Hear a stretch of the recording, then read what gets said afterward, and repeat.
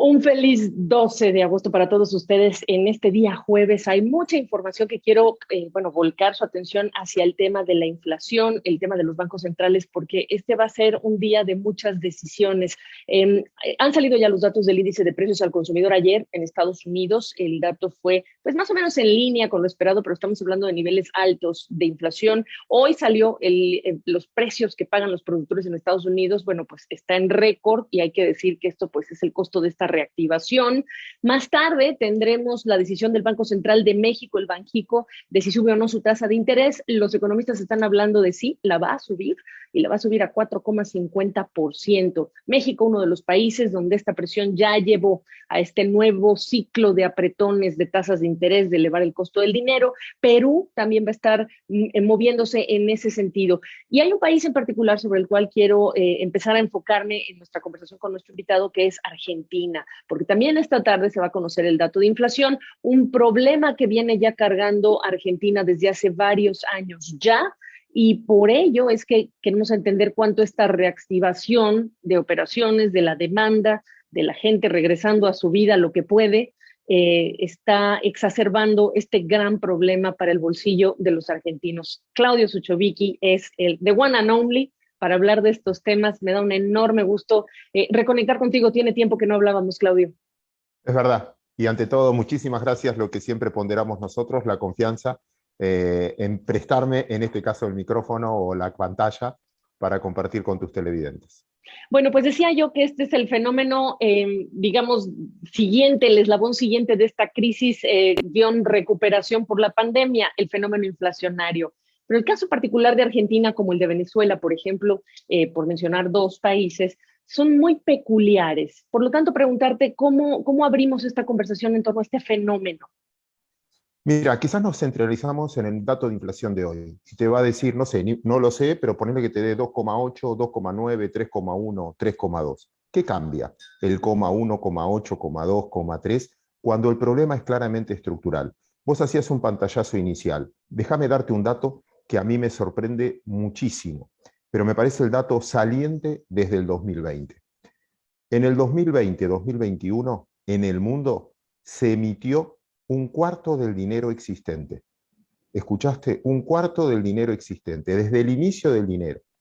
En los países donde pudieron aumentar la inversión, Estados Unidos, que anunció un paquete de medidas fenomenal, hay más pesos, más dólares, más pesos mexicanos, más sol peruanos, porque todos emitieron un montón, pero si aumenta la inversión, aumenta la oferta, entonces el traslado a precios es menor. En Argentina, en Venezuela, son países que no tienen inversión, no tienen infraestructura. Entonces, ante el aumento de la demanda, tenés menos abastecimiento por falta de inversión. Es como que tú te compres un auto o un carro nuevo. Si no le haces el service anualmente, si no inviertes en él, si no le cargas gasolina, si no arreglas el aceite, tarde o temprano, por más nuevo que sea, no va a funcionar. Eso nos está pasando a nosotros en mi país. Falta de inversión para mantener infraestructura. Y eso va a precios, porque si toda la gente quiere comprar, por ejemplo, 3 chaquetas como las que tienes, color lila, y solo en oferta hay 2, la puja va a ser por precio. Entonces, es un tema estructural. Y por último, y esto sí pasa en todos los países del mundo, por eso todos tenemos problemas políticos, que es lo siguiente: la inflación no se puede generalizar. Hay inflación según la clase social a la que pertenezcas. Si perteneces a una clase social alta, generalmente todos esos precios están más regulados y tienes más competencia. ¿En qué gastamos nosotros, Gaby? Tecnología, colegio de los chicos, obra social o médica, todo eso se mantiene más estable. El menos pudiente, las clases más bajas, el 80% de su consumo es alimento. Y la inflación de alimentos en los últimos años, y eso pasó en Argentina, está muy por encima de la inflación promedio. Entonces, teniendo trabajo, hay mucha gente que es pobre. ¿Por qué? Porque se deprecia el poder adquisitivo de su dinero. Entonces, inflación queda como una palabra teórica, nos distraemos si fue 2,7, 3,8, 3,9, pero en realidad es un problema estructural, y voy a caer en la misma frase que te digo siempre, de falta de confianza en la moneda propia. En Estados Unidos confían en el dólar.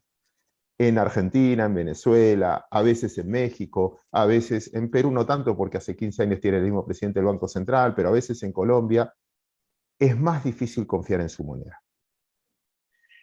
Ah, mira, me lo estás diciendo cuando uno se pregunta cuánto esta falta de confianza, ¿no? Que se ha traducido y se traduce en falta de inversión, que se traduce en falta de opciones para conseguir esta u otra chaqueta o como la que tú tienes, Claudio, va a limitar las posibilidades de por lo menos regresar a donde estábamos en la película de 2019 antes de que llegara la pandemia, porque esto es muy importante. Ya no es decir quiero regresar a como estaba 2019, ahora es pregunta, ¿hasta qué punto vamos a recuperar de lo que habíamos logrado hasta 2019, Claudio? Brillante punto. Y es la segunda palabra mágica que tienen las finanzas, que es expectativas.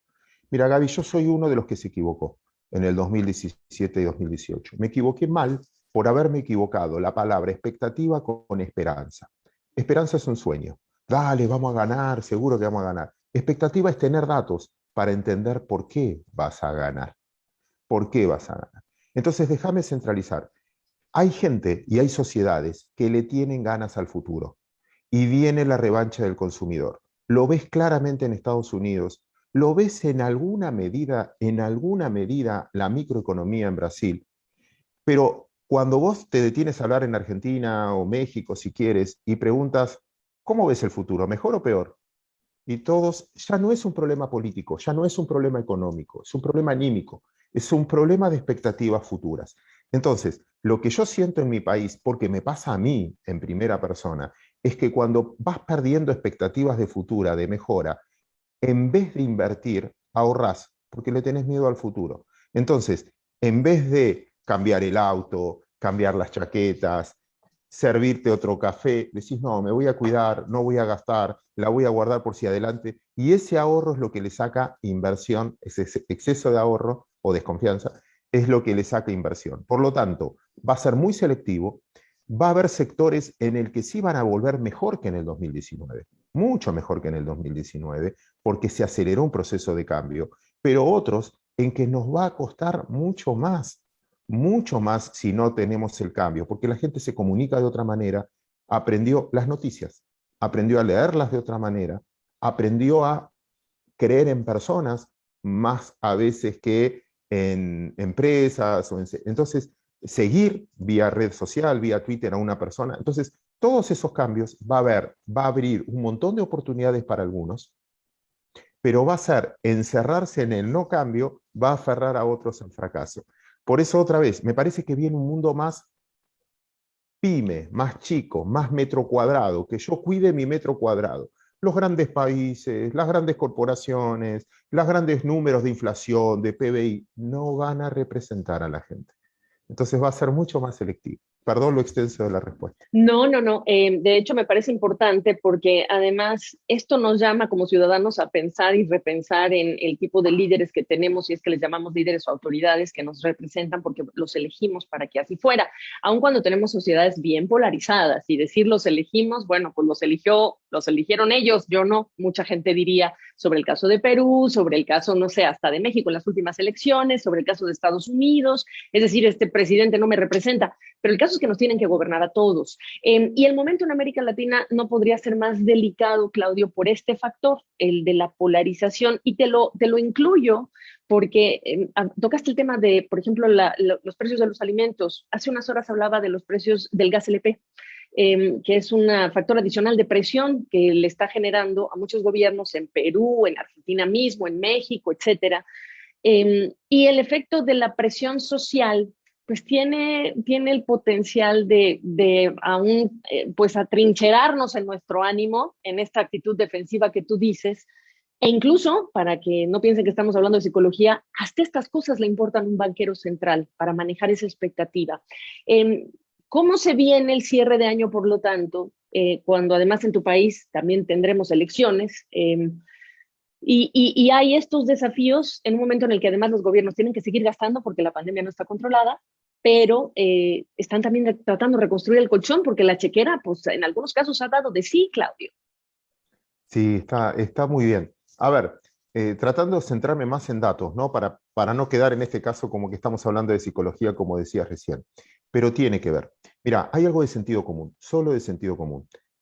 El mundo hoy ya no es el que conocíamos con fronteras, con capitales, que vos sabías la flora y fauna de cada país, la capital de cada país, cómo funciona. Agregale al mundo, a ese mapa político donde viven los políticos, lo que es la conectividad hoy. Fíjate los vuelos, fíjate qué delay hay en una cepa nueva en la pandemia, cuando estamos hablando todo el mundo de Delta, etcétera. Agregale fibra óptica, agregale satélites. Hoy estamos saliendo nosotros en un programa y podemos incluir tres países completamente distintos armando este programa. ¿Dónde estoy yo? ¿Dónde estás tú? ¿Y por dónde sale esta nota? Y lo podemos hacer.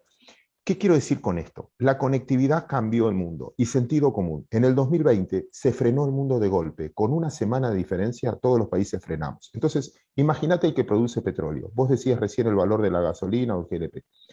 No tengo a quién venderle porque no hay barcos, no, que es el 90% del comercio, no hay autos y no hay aviones. ¿Qué hago con el petróleo? No lo quiero, llévatelo. Y no tengo dónde almacenarlo. Y llegó a valer negativo. Valió tan bajo, pagaba para que te lo lleve. Valió tan bajo que se frenó la producción. Arrancó el mundo de golpe porque aprendimos a vivir en pandemia. Che, necesito otra vez, voy a arrancar petróleo. No hay, dejamos de producir. Entonces ajustó vía precio. Necesito trigo, maíz, soja, subió el acero, el aluminio, la madera, el papel, todo. ¿Por qué? Porque el mundo arrancó y no había stock por falta de inversión. Los mismos precios van a regular. La suba del petróleo, lo que va a hacer, pasa en Argentina, que se reavive vaca muerta, que empieces a generar más producción. ¿Por qué? Porque a este valor sí hace sentido. Entonces, desde ese punto de vista, lo que va a pasar es que el propio mercado va a equilibrar los precios que lo hicieron subir. La soja tocó 600, hoy está más cerca de 500. El petróleo casi oro 80, hoy está más cerca de 70. El Bitcoin tocó 60.000, hoy está en 45.000. Esa depreciación de la moneda, del dólar, hizo subir al resto de las materias y se va a equilibrar, con lo cual todo es un promedio. Gaby, la vida es un promedio. Si te está yendo muy bien, ahorra, porque ya en algún momento todo es un promedio. La economía es un promedio. Cuando la miras a largo plazo, todo es mucho más estable de lo que parece. Pues espero que esta conversación les sirva para poner en perspectiva cómo se está viendo el mundo en función de la data, sin usar la data, pero sí quien la ha interpretado por mucho tiempo y tiene las lecciones ahí, pues en la boca, en la punta de la lengua. Claudia Suchovicki, qué gusto saludarte. Recibe un abrazo. Un placer enorme. Igualmente.